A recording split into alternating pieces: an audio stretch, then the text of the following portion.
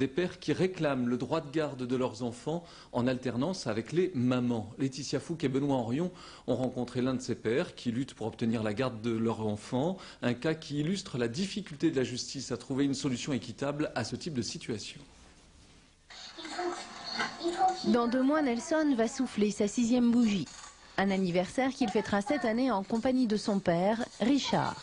Un papa esseulé qui compte les jours passés ensemble.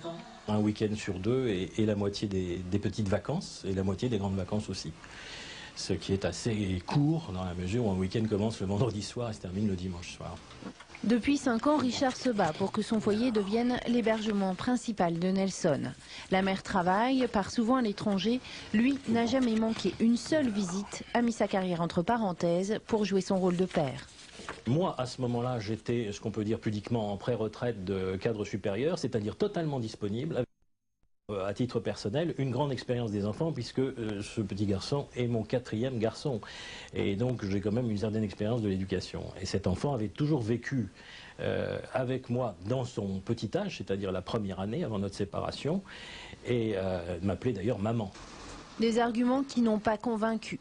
Même si, comme dans le cas de Nelson, elle le confie souvent aux nourrices, la mère reste le premier choix des juges. Je n'ai jamais eu l'impression d'avoir été considéré avec équité. Et malheureusement, en rejoignant l'association SOS Papa, je me suis aperçu que je n'étais qu'un élément parmi une foule d'autres papas qui étaient également en face de véritables dénis de l'autorité parentale conjointe. Des papas abandonnés qui sont sortis du silence cet après-midi en défilant dans les rues d'Amiens.